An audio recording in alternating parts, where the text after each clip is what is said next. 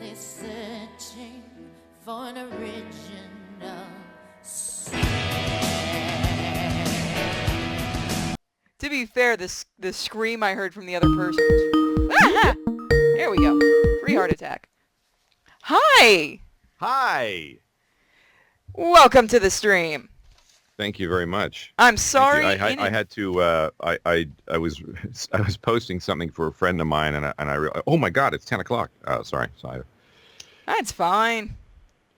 I'm sorry in advance for the insanity in questions. I hope you don't mind that the fans are going to ask you questions, and they're probably going to see if they can make you squirm a little, because they're insane. Well, hey, we're all insane right now, so yeah. Welcome to the party. How you doing during all this quarantine stuff? It's interesting because sometimes I have really good sleeps, and other nights I'm like, I don't sleep well because I'm thinking about stuff. You know, it's sort of, yeah, it's, anxiety high, anxiety low, anxiety high. It's just this, yeah, it's wild. You know, we're all healthy, which is great. So, yeah, we're doing the best we can, and the good news is we're, a lot of the cartoons and video games we're all working from home, so we're still working. We're still, creating content and product, which is great. So that's wonderful. Yes.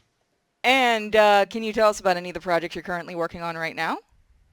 There is like 4 of them I can't say anything about, and I can't wait to tell you all. One's iconic, and when I got the call from my agent, I went, "What? They want me? Yeah, are you sure? You want to call? You want to ask them to just make sure they made the right decision?" Let's see, 2, 3. Yeah, I think fans that don't know that I've been playing Vandal Savage on Young Justice, which has been just a thrill for me. I mean, it's very nervous when I was called in to do that last year, and so that's when. And he's as a comic book nut. I mean, when I got the opportunity to do that, I was like, oh wow, not only is the character big shoes to fill, but the man who was doing the voice, Miguel Ferrar, who passed away a couple of years ago, very giant shoes to fill. So it was, it was certainly a what do you call it, a test of my mettle to try and just calm down. But I really, really enjoy working on that show. It's just such a deep, wonderful story.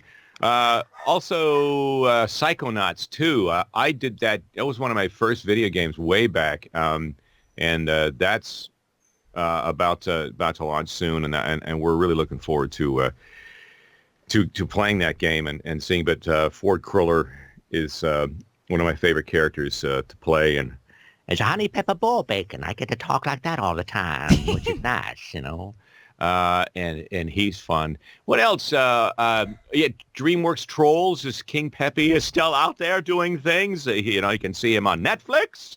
And what else can I tell you about? Let's see. Dr. Seuss. Dr. Seuss is on Netflix, and I was brought in on that wonderful. I mean, I grew up with Dr. Seuss, the books, everything. I still have the originals, my originals from the 60s, my books that my mother saved for me that she read to me, in the packed away in the garage there with all my toys. And to be involved in that is just mind-blowing as well. So I get to play a bunch of different characters on, Dr. Seuss characters. And see, what else we got? There's an audiobook coming out called Misfire, which is a sort of a I don't do a lot of audiobooks. It's a project of love, and the guy in Insomniac Games, who I've done many years of Ratchet and Clank, played Clank, and his father is a very in the automotive world. He's a guru. He's also a martial artist, and he's gone through battling cancer and come out the other side. And he's wrote this book about small business, and it's kind of a zen martial arts attitude towards small business and your life. And I read it and went, wow, this is really good. And so they asked me to be involved in that. That's coming out soon. I'll think about this stuff. There's other couple of cartoons. What else? I think that's at the moment. Again, I'm excited the next little while because there are 3 or 4 things that I can't talk about right now. But it's all good, all good. Well, I know I've seen you as Vandal Savage. Well, I've heard you, and you do a really, really good job. Well, you do well in most of your stuff.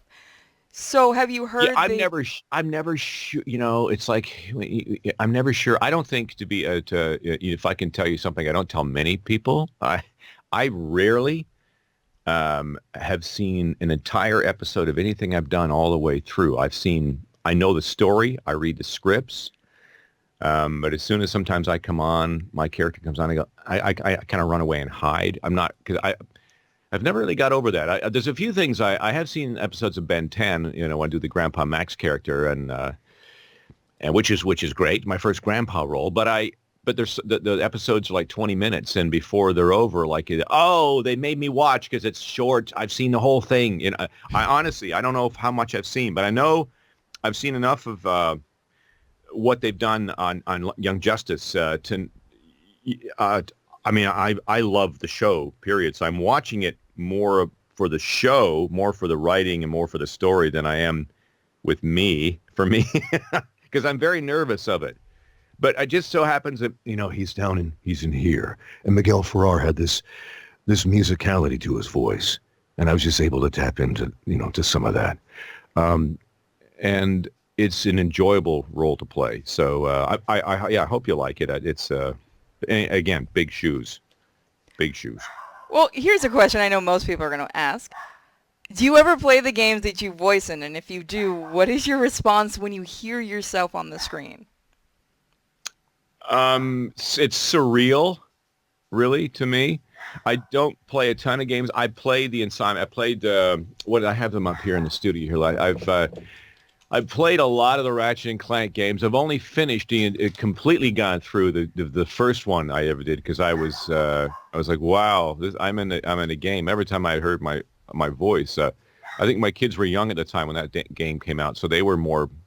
They would bring their friends over and get me to talk like Clank because all their friends were playing Ratchet and Clank, the very first one that came out. And I would talk to them like this. and they would kind of look and smile, and it was kind of fun. What's the other one? The other Resistance. I played a lot of that one, and that was a lot of fun. I just see. I don't have a lot of time to sit down. Like I haven't got six hours. It's like why I don't play golf. I mean, somebody says, "Hey, you want to go golf?" I go, well, because if I actually do get out there. To me, golf's kind of an old man's game. I'm not ready to do that yet. I know that's a lot of people are going to, hey, it's not an old man. But I think of it that way, and I'm thinking, I don't have 6 hours. That means, like, I'm like, after 9, I'm done.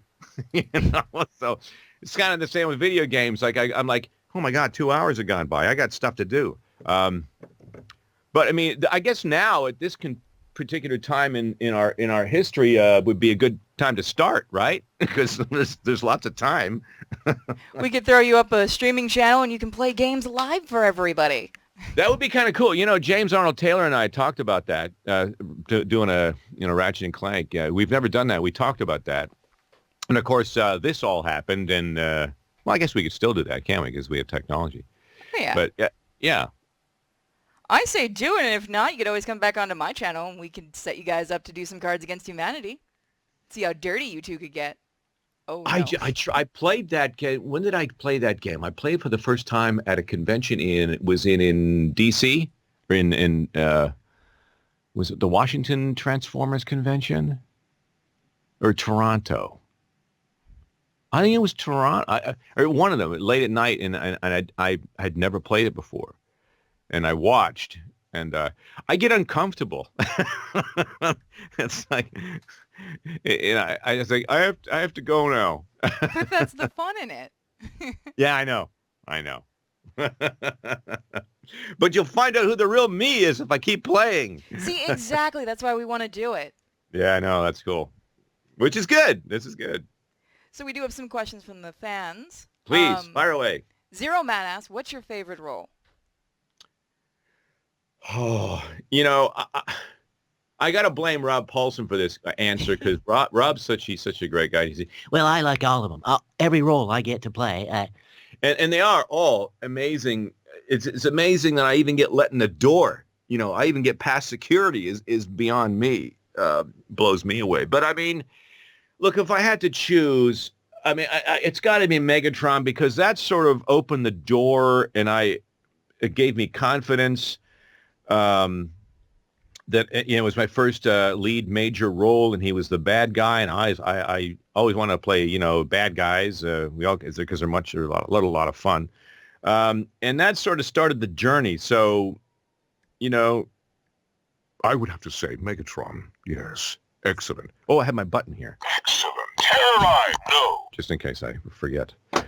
But yeah, I would say he's probably it. But I mean, I love it all. But that was the one that sort of started like, oh my, I want to do this forever. That's the one. They did just recently announce a Beast Wars movie. Are you hoping to come back as Megatron? I don't even know if they know if they know I exist. Sometimes I mean it's Hollywood. It's I'm jaded. I've been living here long enough now that. I'm like, you know what? If they reach out, great. I don't get my hopes up for anything. I don't get too down or I don't get too up because I just try and keep an even keel. If somebody, comes and asks me to want to be involved and somehow, and I'm like, sure, of course. There is a bit of disappointment when you've been involved in the franchise for 20, 25 years or whatever it is if you don't get called, but it's their thing. It's not mine. I'm not making it, so it's their decisions. And all I can hope is that I get, if in fact it is happening, that I'm considered at some point, even if I can go and just be part of the film. Just have you as a background character going, Yeah, I'm fine. It's just, I mean, this franchise has been so good to me, and it's, I would like to give back. And, the reason I think, honestly, the reason I'd like to do it more, not necessarily for myself, but for the fans. It's because if it wasn't for the fans, and there would be no us and no anything. So. And that people, talk to me at conventions when we used to do those things. And, and you realize you're a big part of someone's life. And you kind of want to continue because of the fans. You want to keep doing it for them. You want to keep, not necessarily, for me, sure, it's in the ego. You go, oh, sure, I want to be involved in a cartoon or a movie. That'd be awesome and great. But really, honestly, when it comes down to it, it's all about, making people smile and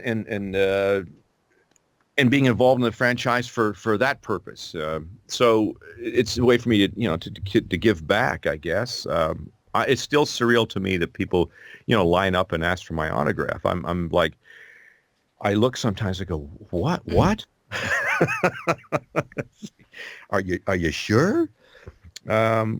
Because we didn't get into it for that. We just get into it because I was making fun of my teachers in grade school and making funny voices and again I reference Rob Paulson say, I mean, can you believe this, DK? We're like, they're paying us for this. We used to get in trouble, and I know, man. This is crazy. So it's an honor, really. I mean, I'm not gonna lie. I grew up with Beast Wars, and I couldn't imagine anybody else doing that Megatron. And I would kill for your autograph. Get attached to it. It's the same thing. I grew up with the Flintstones, and they changed Barney Rubble, and I went, "Whoa, who's that? That's not Barney Rubble. No, you can't do that." I don't know if anybody's seen the new trailer for Scooby-Doo, and I'm going to put myself on a bit of a limb here, and for maybe some blowback. But I heard the characters, aside from my buddy Frank Welker there.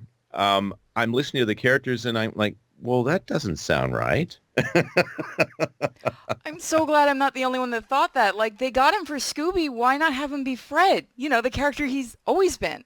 Yeah, all of it. I know them all. I've worked on Scooby-Doo, half dozen times, and I'm like, it just doesn't sound like, what is, Is that for? I mean, we're all franchises renew themselves. And look, when I was brought in, as Grandpa Max in the new Ben 10, I'm thinking, oh, wait a minute. Well, that's Paul Eiding. I worked on Ben 10 Omniverse, and Paul is Grandpa Max. I watched Ben 10, and then they want me. So different teams come in and they retool things, and it's just the way it is. It's the way the business is.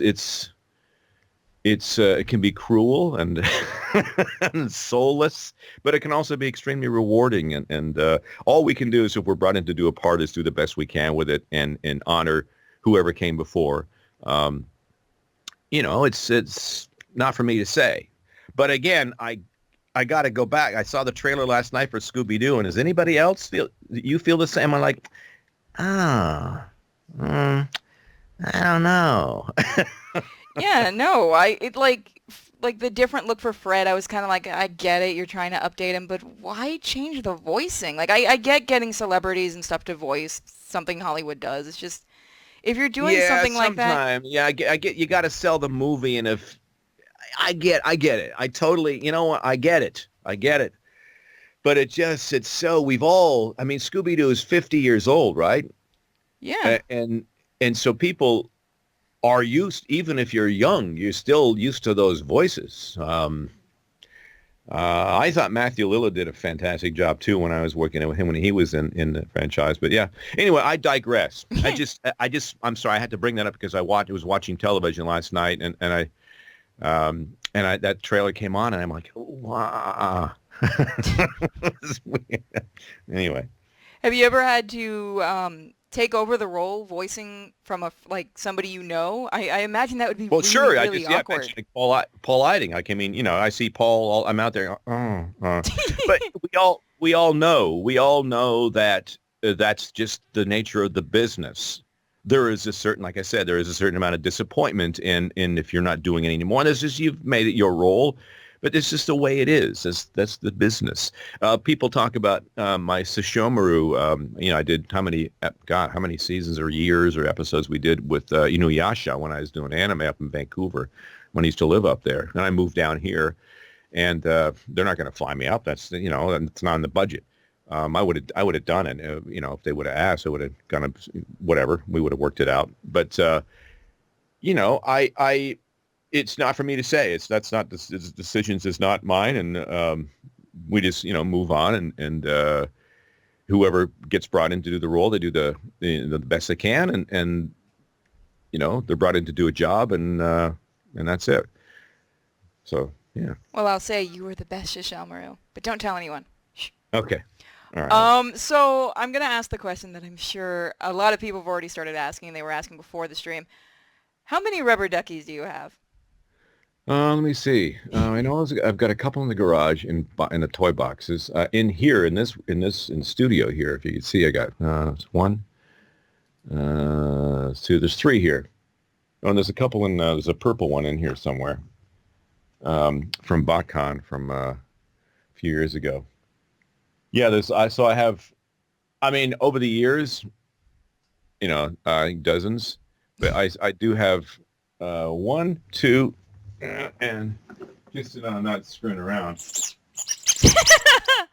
Oh no, I hope my dog didn't hear that. Rubber ducky, you're the one. Rubber ducky, so much fun.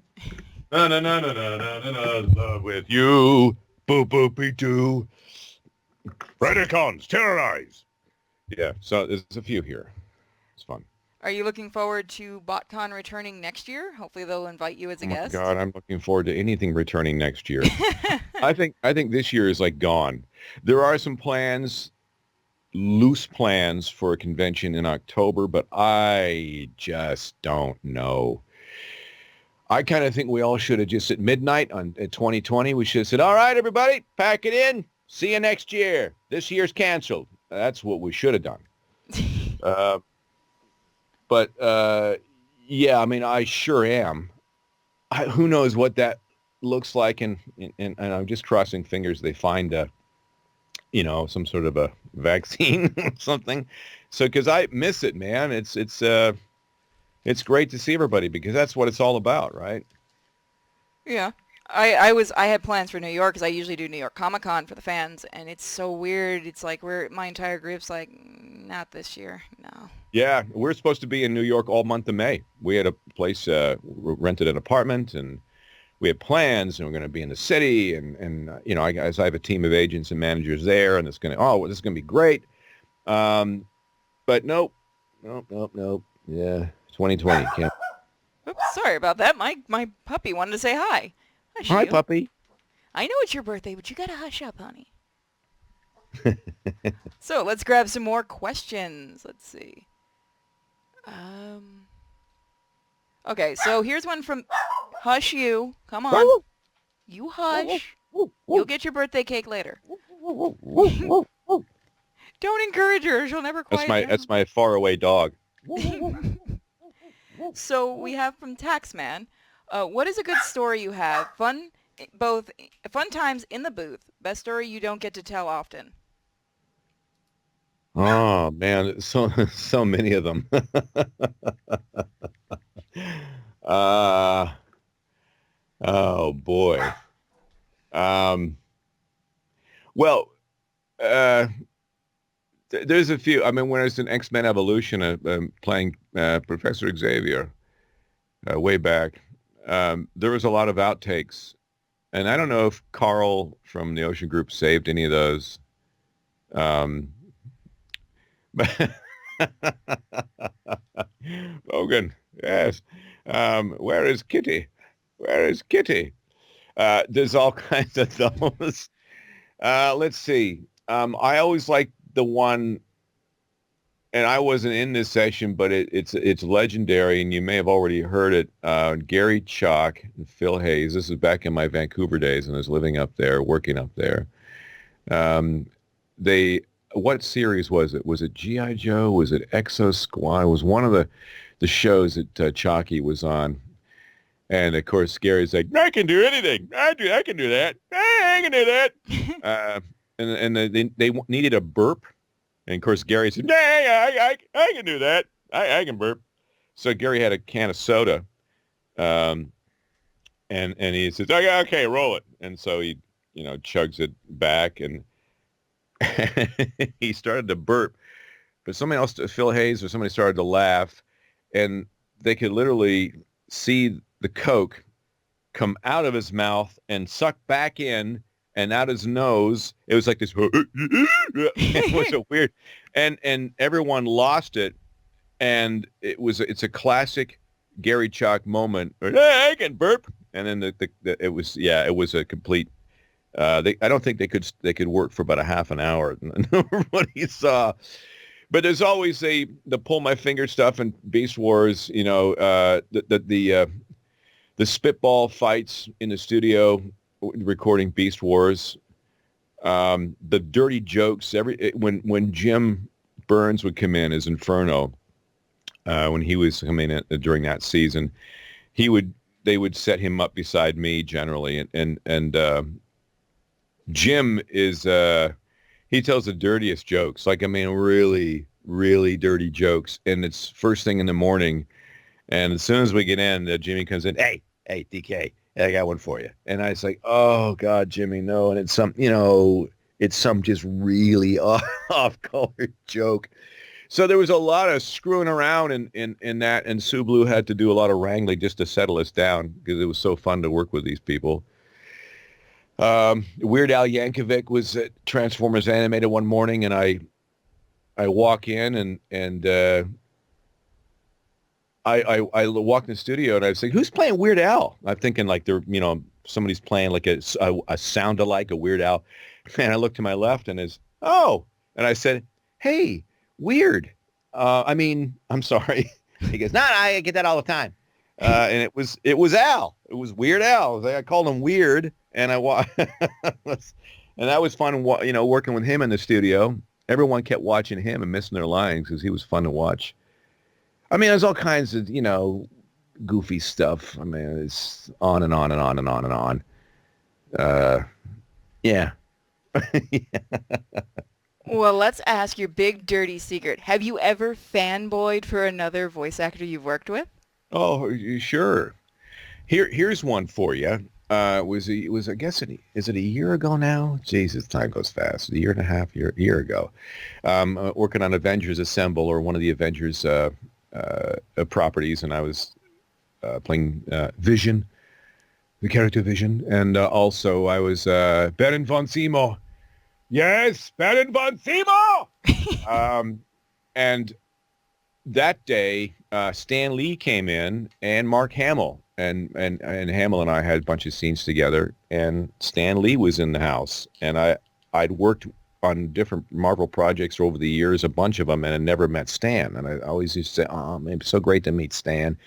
And they called me in, and I wasn't supposed to record that day, but they got me in. We got in the studio, and we did we did the session. And because we worked around Stan was in. And I was just in awe, and I got a chance to talk to Stan Lee, and they brought me in. He had recorded his part with Mark, and they brought everybody in to meet Stan, of course, and record our stuff after he'd left. So he says, "What do you do on the show?" I said, "Well, I play Vision and Baron von Zemo." "Oh, give me a bit of Baron von Zemo. What does he sound like?" And I said, "Well, Mr. Mr. Lee, it's Baron von Zemo." I don't know what I said, Like, very good, very good. And he leaves. We all, of course, on cloud nine. We got our picture taken. And his font, Stan, of course, sat and recorded. And the font on his script was massive, like very large font. And I think it was Roger Craig Smith, who plays Captain America, said, "You see the size of his font?" Like that? And Mark Hamill says, "Hey, we should all be so lucky to have font that big one day."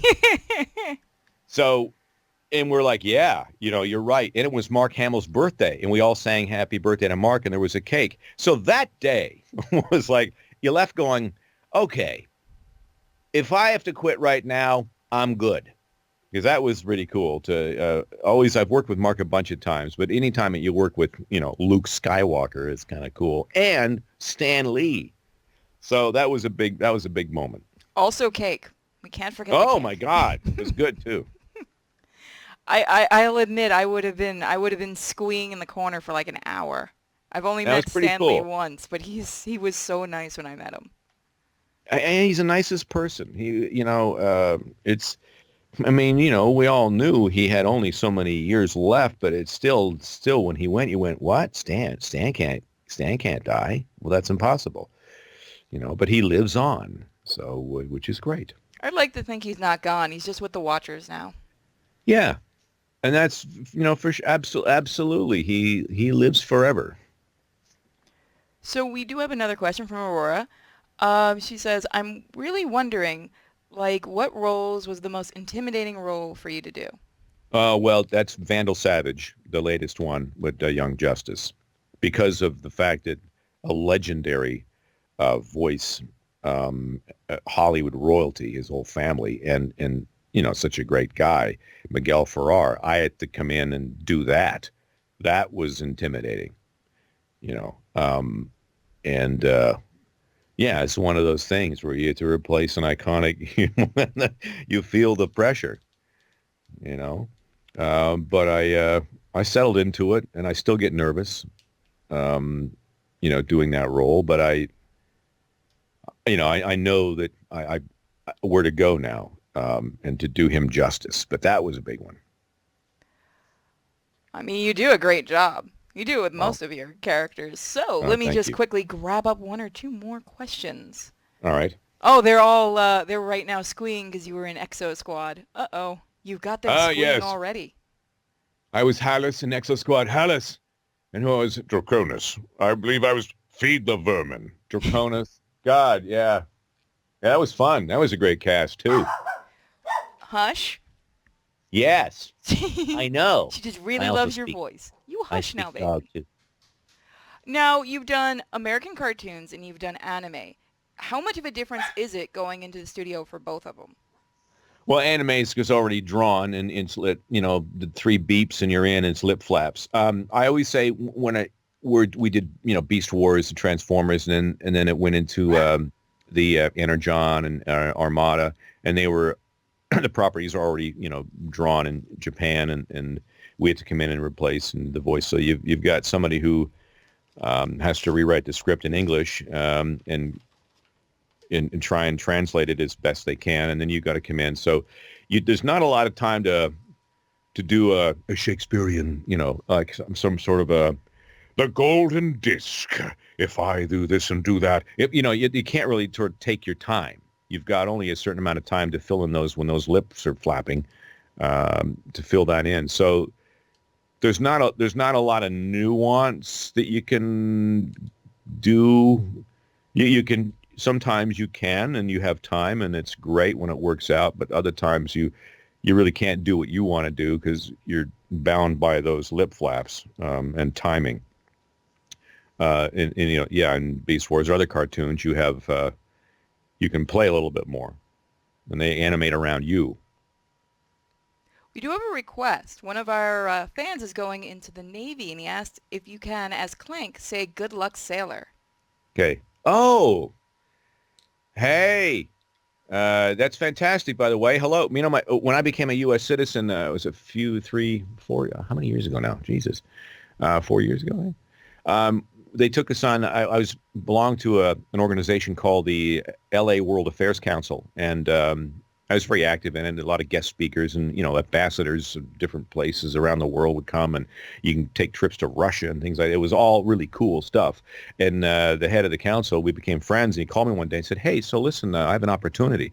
You want to go and you and your wife want to join us on the USS Teddy Roosevelt?" I go, "You mean like the aircraft carrier?" He goes, "Yeah, we're going to do 28 hours on board, and we're going to do." I go, "Oh yeah." So it was literally 2 months after becoming a U.S. citizen, and they took us out off the coast of San Diego. They flew us out in a cod. The experience of landing on an aircraft carrier was the most, and being on board for 28 hours and sleeping and seeing night ops and get a chance to see what the Navy does and how it all works. You're like, wow. And it was my favorite president ever is Teddy Roosevelt. I love Teddy Roosevelt. He was my, it was my favorite president. And so to be on the Teddy Roosevelt, because he's also, his second wife was married to an ancestor of ours, a Dutch girl. And so I saw the picture of my ancestor in the ship's museum. And I told my wife, "See that woman there? That's his second wife. That's an ancestor of mine right there." And so that was like welcome to America. It was, oh my God. And so I have such an appreciation, and we talked to everybody. So have just my all the best to you. So that's pretty cool. He said you love the same president he does. Oh my God, it's he's my guy. And awesome. So now, what did you want me to say in Clank's voice again? Let me go grab it. Good luck, sailor. Oh yes. This is Clank. Good luck, sailor. There you go. Don't spend too much time in the tack shop. There you go. I'm sure he's now got a new ringtone.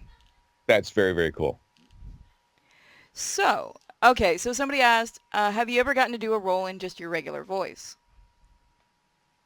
Yeah, I mean, pretty much when I dropped into Optimus Prime and animated, that's pretty much me. They made him, in the first few episodes, they kind of wanted him younger, and I listened back, and I went, it's too... Anyway, I settled into it, and it's like, transform and roll out. That's me with a bit of, a bit more bravado, a little bit more, he's anxious, he's gung-ho, he wants to do good, and so I add that, but it's pretty much, that was the closest, just to be me. But and there are other times where I've done just my voice, and a lot of people say, well, how do I get into that? I do all these voices. I say, well, what's going to get you hired is your own voice. You have to know how to bring words off a page and just have a heart and have a soul and be you. That's the toughest thing to do, is and I always go back to the story when I was when I was in radio. I was 17 years old, 18, young. They gave me a shift on the radio station in my old hometown up in Canada. And I was a big fan of David Letterman, and I was doing these bits overnight, and somebody called up. I was young. I mean, I didn't know what I was doing, and somebody called up and said, "Stop doing David Letterman," and then they hung up. And I was shattered, and I go, "How do they know I was doing?" Oh, yeah, he's a famous talk show host. And I thought about that. I go, you know what? He was right. Whoever that was right, because it takes such a long time to figure out who you are, to be comfortable with who you are and how you sound. It's easier to be someone else, but isn't it? I mean, don't you agree? It's easier to be someone else. Oh, Please take me away from myself. But it's real freeing when you are comfortable with who you are, and that's when the magic happens. You can stop worrying about how people perceive you, or and not care. It's the quicker you find out who you are and be comfortable with who you are, the better. Does that make any sense? Oh, yeah. Yeah. See, you guys are getting life lessons. My streams are There you go. educational. See? You never knew what you're going to get. And it's what day is it? I don't know what day it is. Is it Thursday? It's Wednesday. Okay. One of our sailor goes, "I'm a 5-year-old right now. I'm sorry." It's all right. All right, so here's one I always like asking my guests. What is the wildest story you have from cons? I want to see if you can beat out John St. John stories. Let's see. Oh, I got one. Can I tell it? Go for it. You can be as dirty and fun as you want in my stream. Yeah, because what's the show called again? Puritysin, and we love That's the right. sinners. So, early in my career, we went down to Miami, and we went to a con down there. And we got to the hotel that we were booked in. I went, no, I want to stay in South Beach. I'm like, yeah. So I went and got a room on my own dime at the where was the Delano Hotel, and we booked in. It was this it was at one of those cool Mondrian type properties, but in South Beach, and we're sitting by the pool, and we see Ron Popeil. Now, for those of you who are too young, Ron Popeil was this inventor, this older guy who invented all kinds of weird shit to sell on television, those commercials. And he had the Popeil, the pocket fisherman. If you're old enough, you might remember those commercials. And here's this old guy with a whole entourage of people. Ron Popeil has an entourage. Like, who'd have thought? And we ordered drinks by the pool, and this is before, because we had any con duties to do. And we're just sort of sitting watching all this go on, and the guy says, "Oh yeah, last week Shaquille O'Neal was here he had this birthday." And I go, "Oh, okay, we're in the right place now. We're in the right hotel now." Anyway, I remember a bunch of us at the con. We had a great time, and we went out at night, and we went down, of course, on the famous the Strand there in South Beach, and we ended up in this. It wasn't a tiki bar. It was there's parrots and tropical stuff out front, and it was wild. And I think it was Kirby Morrow, myself, Toshi from Viz Video. A whole bunch of us went out, and my wife, and we all ended up in this shooter bar, drinking these. The shooter girl would come around and she would, of course, give us all shooters, because we're like, yeah, let's have one of those. Those are blue and shiny. So, Oh no. and the night went on. We were having such a great time, and you kept forgetting that we had to be up early in the morning, and we ended up going out even later to oh my God, it got late. And see, the thing about South Beach is that things don't really start happening till like 11 o'clock at night. If you have a 7 o'clock dinner reservation, that's way too early. Nobody's going to be there. So I think we were back at, I don't know, 3, 4, but I don't remember. And then, of course, I got through the day, and then they wanted to go out again at night, and it got even, raunchier. And then we had to go home the day after, and was, okay, we'll be home early. We're going to get back to the hotel early. Well, it was like 5 a.m., and it was the worst flight I've ever. That's the worst on a con that I tend to be very sort of a low key. If you know me, I'm in my room. I'm either going for a walk or run. I'm in the gym. I'm low key. Miami South Beach taught me a lesson, and the lesson was don't ever do that again. So the opposite of Scott McNeil. Yeah, there was I think in South Beach there was I think there was a strip bar involved at some point during the night. You heard that, guys. Megatron likes strip bars.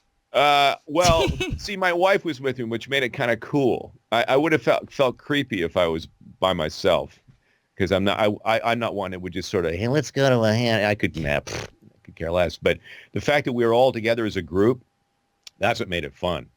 And there's lots of stories that I can't tell within that, but you can imagine around the South Beach experience.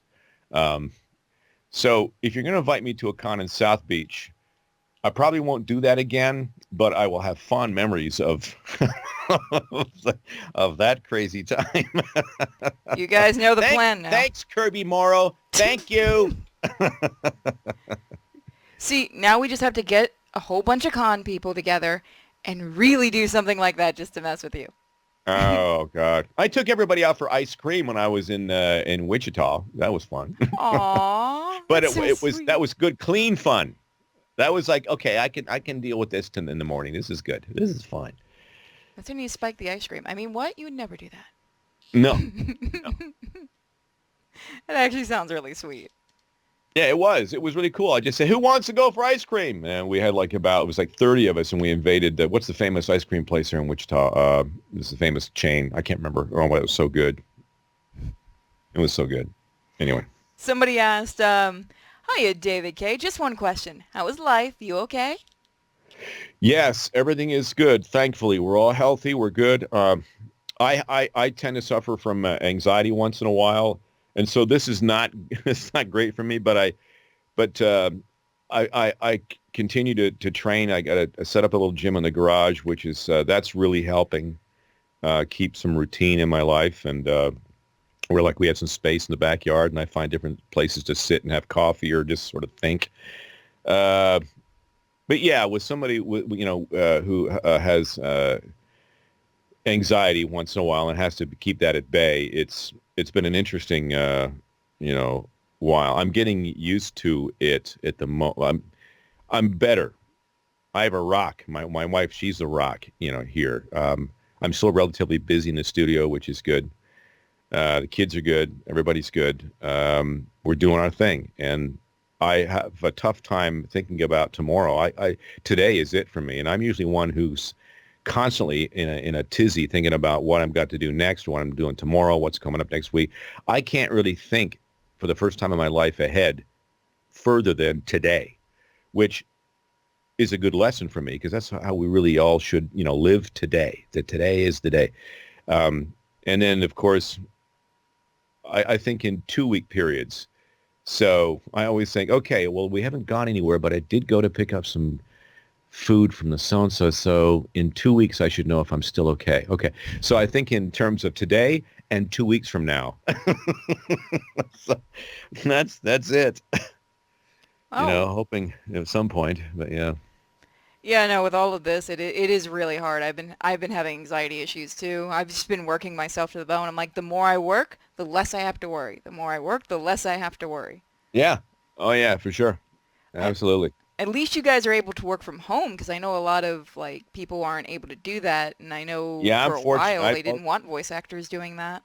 Yeah, because of my I'm doing affiliate work and trailers and promos for a large portion of my life. A studio is imperative for me, because I do it all, time in the evening. And I mean, it's just my way of life. It was always, we do all my stuff here, and cartoons, we go out. And it's a professionally built studio. It's a proper place, and it's an office, and it's a great place to hang. So I've always had that since the very beginning of my career. Been back in the 90s. I've always had I've always maintained a separate, proper room studio. I'm just very fortunate that I'm set up. I got all the toys here, and everything's fine. So, Taxman asked, what is your dream job if you didn't become a voice actor? Oh, that's a good question. I don't know how this ever happened, but I got into wine because it's my friend's fault. It's I blame it on my friends Greg and Roger, my old Vancouver days, and I knew nothing about about wine. I knew my wife was Italian. It was wine, and I liked it. But because of them, I think I became kind of a wine nerd. I like to, like if I have something, I'm an idiot. I like to sit by myself because I think that there's a whole story here in this bottle.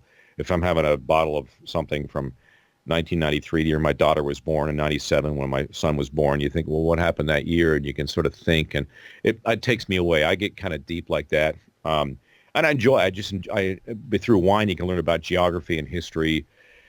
It goes back thousands and thousands of years, and there's a great story to it. So I think something in the wine business. I don't know if I would be a winemaker. That's a lot of stress because it's farming, right? And the basically, think of it this way. If you're a farmer and you're a grape grower and you're a winemaker, you're under a constant, continual, every day is uncertain. Every single day, you're under this veil of uncertainty. Every day, all the time. When it works out, great, but you're back to another. And so I'm thinking we're all at the moment kind of farmers right now because every day you're under a veil of uncertainty every single day. So think of it this way. That's what farmers are up against. That's what grape growers do. It's not the romantic, having a glass of wine, but, it's hard-ass work. It's tough. It's blood, sweat, and tears. And you don't know if it's going to work. So, we're all grape growers right now. We're all winemakers. We haven't got a clue. But I think something in that business, maybe an importer. I enjoy learning about it. Maybe I would have got my master's of wine. It's just something. It's just my thing. I do a show called Hollywood and Wine when I have a sommelier, and we interview. We've had a SpongeBob on with a tequila episode, which is really fun. We'd go to restaurants, or we'd shoot episodes. We did D. Bradley Baker and Kari Wahlgren episode at the house here. That was great. Tara Strong. Did Gray Delisle, Debbie Derryberry. We've had, who else we had on the show? A bunch of folks. And we've had Rob Paulson made a guest appearance on the virtual tasting a few weeks ago. Eric Bauza is a new Bugs Bunny. He joined us. So I've kind of turned that hobby and married it with what I do for a living. Just something to do. That's really, it's all it is something to do, and I enjoy it. So, but that's all. Actually sounds like a lot of fun. And it is kind of fun. I mean, when you think about it, not everybody's into it, and that's fine. It's like I also enjoy scotches and bourbons a lot. I'm a big fan of Weller and Pappy Van and all. When these things are made, like bourbons and scotches or wines, let's say you're lucky enough to open a bottle from. I bought a bottle of wine here at an estate sale. I paid $50 for it. It was a 1945 Lafite. Now, if that was in good shape and that's a $12,000 bottle of, that's 1945, 80 years old. So it didn't look in great shape, and I've called my friend who's a wine guy. So he said, buy it. The bottle alone is like worth $50. Buy it. So they sold it to me for $50, a 45 when the Second World War was ending. And we went to this Japanese restaurant in Gardenia. It was a little like, you you take your shoes off and you go and you kneel, you sit down, And we had a bunch of dishes, and it was fun. It was a nondescript, busy in a strip mall. And my buddy says, bring your 45. I go, really? He goes, why not? He's probably gone. It's probably no good, but what the hell? So we had good friends with us. We opened this bottle.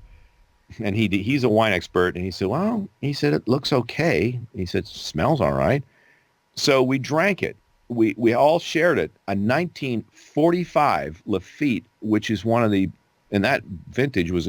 So you're sitting there thinking, well, when this was bottled, when this was, the Second World War was wrapping up, and what was going on then? So you have this history. You're drinking history. So that's when it hit home. And it's all great to have these great wines, but if you just sit and look at them, so what? But I'd rather just drink the damn thing. So we did. We had a 45, and it cost me $50, and it was the best $50 I'd ever spent because we sat there and went, oh my God, we're drinking wine. It's 80 years old, and it's this nondescript, Japanese restaurant in Gardenia. It's awesome. Yeah, stuff like that. I like stuff like that. So is there a way, somebody just asked, have you ever had ice wine? Sure, I have. I'm not a fan of sweet wines. I'll tell you what I've had them from Canada, and they're really good. But my favorite sweet wines, if we talk about that, is German sweet wines because it's high acid. It's not like cloying, too much. There's a saying we have in Canada. Any Canadians listen will know this. It's called it's kind of like a butter. You compare someone to like a butter tart, and they go, "What do you mean?" Well, the first butter tart you had is like really good, but the second one's like, that's too much. And I used to compare people up there. They say, "Yeah, he's kind of like a butter tart. He's okay. You can take him for a while, but after that, it just gets too much." So sweet wines like that to me, but the German wines. Anybody who cares, there's Trocken, which is dry. There's Cabinet, which is all off dry. There's Spätlese, Auslese, Biernachlese, and Trocken Biernachlese. And Trocken Biernachlese is made with the dried grapes, and it's a very, very rare, and it's sweet, and it can last like hundreds of years, and it's still good because of the acid, high acid. So you know how it's like, I don't know how to explain it, but it's sweet, but it's got an acidic. So it's not cloying. It's got a little bit of a tart to it. Yeah. So and I love so if it's a sweet wine, I prefer like the German stuff. But I digress. I'm sorry. I have had ice wine. Ice wine is in Germany, and then ice wine in Canada is actually from the Niagara region. It's pretty good. Now they're gonna just want to talk about wine and alcohol. I'm sorry. It's my fault. See, stop. Fine. We're talking about cartoons. Hey, my streams, they talk about all kinds of things, even things that'll probably get me in trouble later. Well, it's okay, because it's Bacchanalian, right? It's all that, yeah. Hedonism at its finest. Yep, it's true. Oh, see, you shouldn't be allowed to... See, this is why the Welsh aren't people. Red 15 asks, what's your opinion on pancakes and ice cream together? Pancakes and ice cream. I don't know. I'm gonna have to try and find out. No, don't indulge him. Actually, the best is a Quebec version of that, which is flapjacks or crepe with maple syrup, Quebec maple syrup with ice cream on the side. So you get crepes, Quebec maple syrup, and ice cream, a scoop of vanilla ice cream on the side. That's decadent. That's a late night. That's a 3 a.m. That's a 3 a.m. breakfast. I just picture you now in the kitchen, just tiredly cooking it. Oh God, yeah, we've been baking. That's why I got to keep the gym here in the garage because we've been baking cookies and all kinds of stuff. So does anyone else have any more questions? Yeah, that works. At least you're happy now, Red. Now that you've tainted my stream with pancakes and ice cream. Uh-huh. Okay, they're saying Quebec has really good food. Never actually tried any food from there. Oh, yeah. One of the best restaurants and meals I've ever had is in Montreal, and it's oh my God, what's the restaurant there? Oh crap, I forgot. Yeah, there's great food up there, man. Oh, I've definitely got to go up there and try some after everything's over. Oh, yeah. They are so happy that you like wine and alcohol. They're so easy to make happy. I'm a bourbon guy too. Like, I don't, I'll tell you this, I don't do it a lot. I can't continually, like every night. I can't, because my system just doesn't like it. I like, like once in a while, like on the weekend, it'll be late at night. I go, I'll go have a scotch. I have a scotch cart up above the studio. There's a little room up there. It's kind of a cigar deck, there's a scotch cart there, and I got a bunch of different bourbons and scotches on it, and that'll last me. I don't like to drink alone, but if I have some friends over that appreciate it, we'll crack it open. Met a couple of friends of mine here, Transformers fans, and we've become friends over the years, and I cracked open some good stuff, and we sat and talked about, toys, Transformers, and had a good bourbon, and it was great. Darn, now I want some. Usually I only get like sake and stuff during conventions. No, there's another thing too, sake. God, don't get me started. There's a whole other world there. Do you do it hot or cold? Cold. I prefer cold. Yeah, and there's different kinds, and there's a sake bar when it comes time to open again. In is it Silver Lake? Well, I think it's Silver Lake here in L.A. There's a real good one. They're like the sommeliers of the sake world. They're like, they got all of it. Oh, So it's a whole other pretty cool world there. see, I like doing it warm and just drinking it down and like, oh, this isn't so bad. Why is my mouth burning? Yeah. See. So you guys have time for one or two more questions. Let's see. We've got Tenchi asking, have any of your characters' verbal tics or way of speaking accidentally bled over into the real life? I'm not sure. Yes, I don't know. You're going to break my chat. I don't think so. Although let's see. Gosh, I'm trying to think. Ask me. I might. I think some of the Megatron stuff finds its way in there. I'll say something. I don't think. Oh, that kind of sounds like him. I can't. I think probably more Megatron than anything. I think we found your absolute favorite character. Or at least the one that's just becoming you. Yes. Let's see. Yes. Ned asked, are there any characters... Now you're making me squeal. Stop it. Are there any characters from anime that you've ever wanted to voice? I don't know.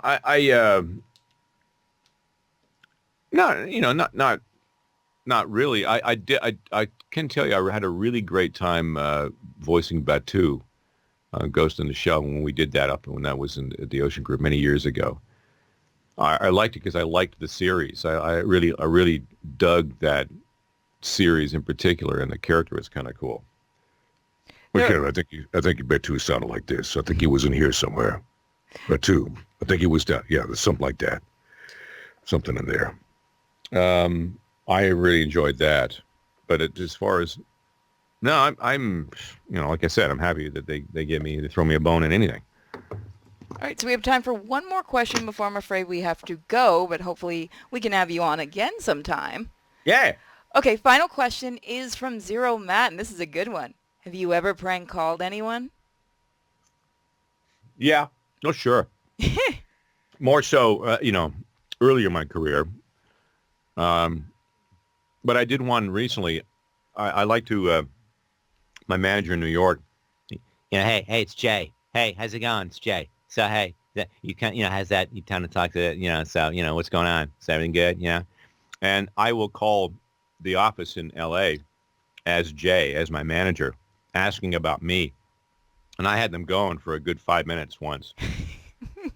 Hey, it's Jay. So what's going on with David Kaye? What's happening with Universal? What's going on? Hey.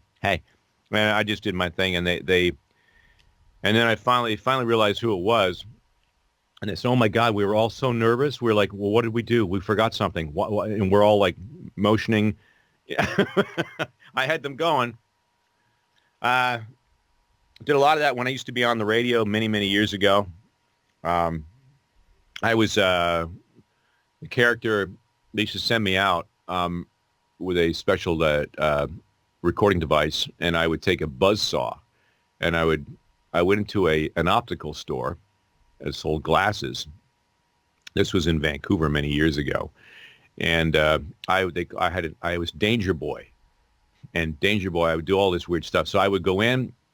No, I'm sorry, it was a clothing store. It was a clothing store, and I went into I had the buzzsaw, and I had a bag with me, and then I took a jacket to try on.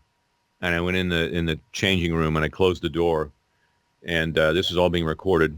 And I would just sort of, I'd start banging on, and all of a sudden I'd turn the buzz on. I'd plug it. We'd scope the place out first to make sure it had a plug. So I plugged the thing in, and it's like, ee, and then you hear sort of people outside going, what's got, and I'd do it again, ee, and then some guy would knock, hello, sir, are everything okay in there? Oh yeah, ee. You can't do that in there. And I go, what? So we had them thinking I was like cutting the change room up with a buzz saw, and we played that stuff back on the air, and it was the funniest shit we'd ever experienced. That was good. That's terrible. I love it. No, it was awful. They used to put fake boogers in my nose, like giant, like, and it had me go into a store and order something, and getting the reactions from people was just was classic. But that was a long time ago. Those are videos I'd like to see, definitely. Oh yeah. Yeah, it was good. Well, I'm afraid we've got a tournament we've got to start doing. But I want to thank you so much for joining us, and I hope you come on again. We'd love to get you for something like Cards Against Humanity when we could get you really nice and dirty. Yeah. Yeah, maybe you can talk James on to coming on and a couple of other people. Really fun. Totally won't regret it. All right. Thank you. Well, thank you very much for having me on. You were amazing. Chat, give him a round of applause. Once again, thank you so much, Mr. Kaye. You're welcome. Talk thank to you again. Soon. Be well, everyone. Cheers. All right, guys, we're going to be getting ready for the tournament now. That was, of course, David Kaye. And I have to learn to hit that mute button a little better because I was squealing. I know you guys were. So give us a second while I get everything set up. I'm going to grab Red. I believe I can just jump into the thing, but I have to see. All right, Red's in mod, so I'm going to go jump in and get him.